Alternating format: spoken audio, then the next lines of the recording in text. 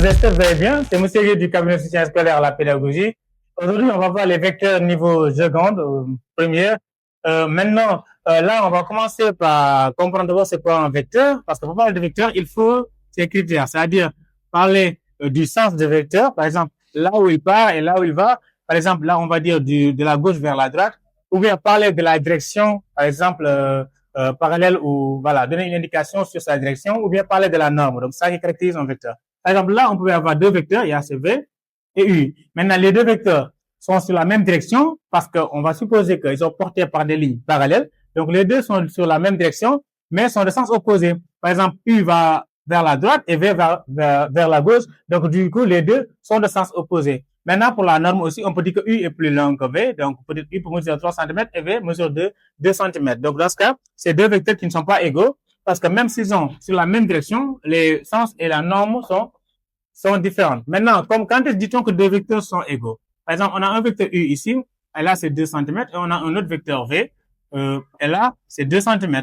Donc du coup, on va dire que U et V sont égaux parce que seulement U et V ont même direction, même sens et même norme. Donc direction et sens aussi pour ces élèves, il faut savoir que ce n'est pas la même chose. La direction est que si on est sur une même ligne, en fait, sur cette même ligne, on peut avoir la même direction. Même si un des vecteurs va vers la gauche et l'autre va vers la droite, on peut être sur la même direction. Mais même ça, cela veut dire que tous les deux vont partir de la gauche vers la droite ou de la droite vers la gauche. C'est là où on parle de sens. Et la norme, c'est la longueur du vecteur. Voilà.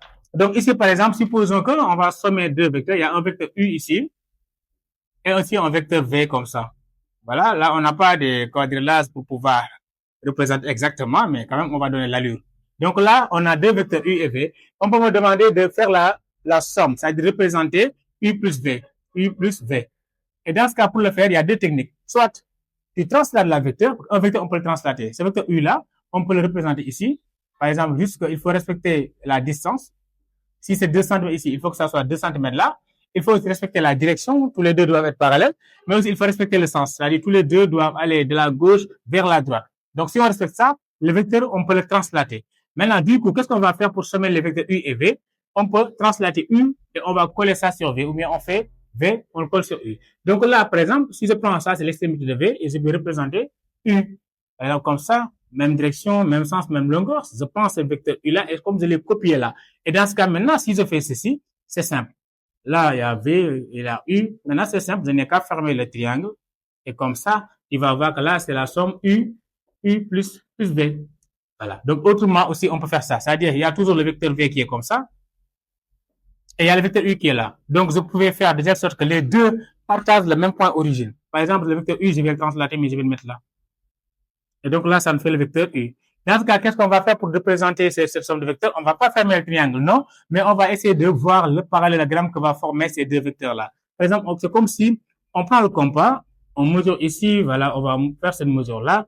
On mesure là, on va faire ça. Donc, le point de rencontre va être forcément l'extrémité du vecteur somme. Autrement dit, voilà, il faut seulement compléter le parallélogramme. Là, c'est le vecteur V qu'on a représenté ici, ça c'est le vecteur U. Et dans ce cas, le diagonale va donner la somme de U plus V. Donc, c'est les deux manières pour représenter la somme de deux vecteurs. Maintenant, on va parler de multiplier un vecteur par un scalaire. Par exemple, ici, on dit 2 fois U. Voilà, si le vecteur U est ici, voilà, ça c'est le vecteur U. Si on dit 2U, par exemple, 2U va être seulement, on prend la longueur de U et on va dupliquer ça deux fois. Par exemple, si ici c'était 2 cm, là ça doit être 4 cm. Et voilà, mais les deux doivent avoir même direction et même sens parce qu'on a dit 2U. Mais si on veut dire moins 2U, il faut qu'on change de sens. Parce que là, ils peuvent garder la même direction. Et aussi, on aura 2U ici. Ça ne fait 4 cm au lieu de 2 cm, c'est 2U. Mais le sens, parce qu'on a moins ici. Donc, quand on voit moins sur les vecteurs, le moins signifie seulement que c'est le sens opposé. C'est pourquoi on dit que AB, le vecteur AB, est égal à moins BA.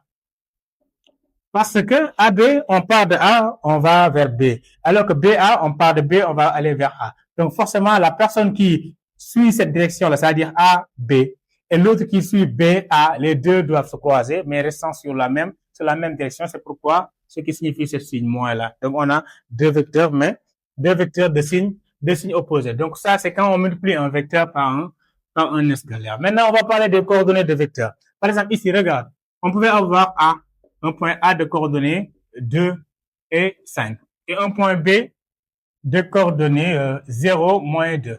Donc, pour parler des coordonnées du vecteur AB, donc c'est égal à, ici, la formule c'est quoi? X de B moins X de A et Y de B moins Y de A.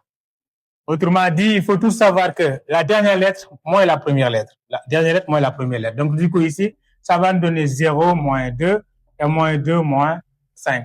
Et là, tu vas voir que donc AB a pour coordonnées moins 2 et moins 7. Voilà, c'est comme ça pour calculer les coordonnées d'un vecteur dont on connaît le point de départ et le point d'arrivée, c'est-à-dire les points qui le composent. Maintenant, si nous voulons calculer la distance de cette vecteur ou bien la norme de cette vecteur-là, par exemple ici, la norme du vecteur AB. Voilà la norme du vecteur AB. Ici, c'est la racine carrée de x de b. La formule, donc, c'est x de b moins x de a au carré plus y de b moins y de a au carré. Donc, c'est ça la formule. Maintenant, nous, on avait fait cette différence-là déjà. Donc, ici, notre exemple, on va dire que c'est la racine carrée de moins 2 au carré plus moins 7 au carré. Et donc là, ça va donner racine carrée de 4 plus 49. Et donc là, ça donne racine carrée de 53. Voilà. Donc là, c'est la norme de AB. En tout cas, si nous nous référons sur notre exemple. Et c'est comme ça qu'on calcule les coordonnées d'un vecteur. Et aussi, c'est comme ça qu'on calcule la distance d'un vecteur. Maintenant, on peut parler, par exemple, supposons on a un parallélogramme. C'est une question qui arrive tout le temps presque. On a un parallélogramme A, B, C et D. Maintenant, on donne les coordonnées de A. On dit que A a pour coordonnées 2, 3. B a pour coordonnées moins 1 et 5. C'est un exemple tout court. Et C a pour coordonnées 0, moins 2. Maintenant, on nous dit déterminer les coordonnées du point D tel que ABCD soit un parallélogramme. Si on dit ça, ABCD soit un parallélogramme, cela signifie tout court que le vecteur AB est forcément égal au vecteur DC.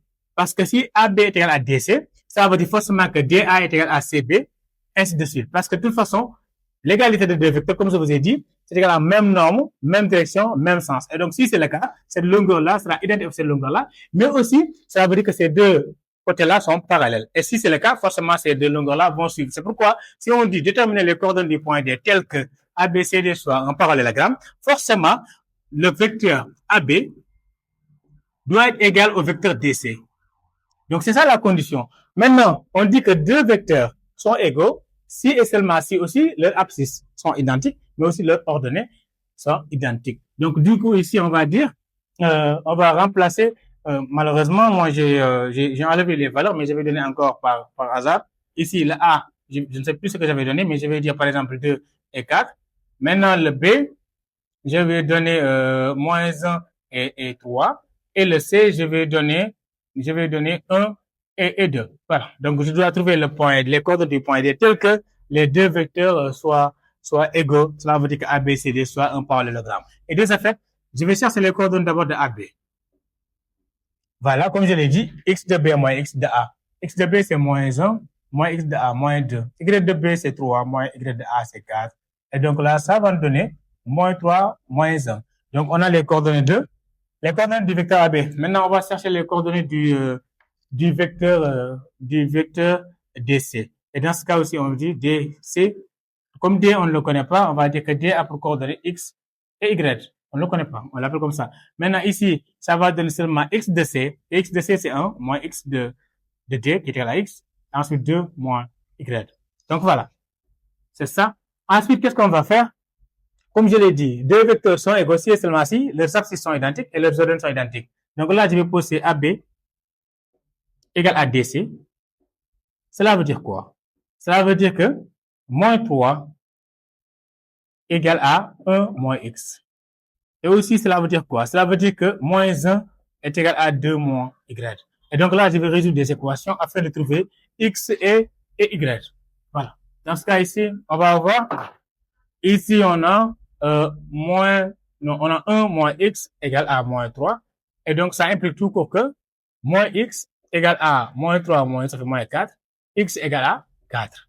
Ensuite, pour l'autre, vous allez avoir 2 moins y égale à moins 1, ce qui veut dire que moins y est égal à moins 3, parce que moins 1 moins 2, ça fait moins 3, ce qui veut dire y égale à 3. Et donc, les coordonnées du point D tel que ABCD sont en parallélogramme, donc, et ainsi, D a pour coordonnées moins, non pas moins, il y a 4 et 3. Et donc, c'est comme ça qu'on trouve les coordonnées d'un point, connaissant les autres tels que les 4 points forment un parallélogramme.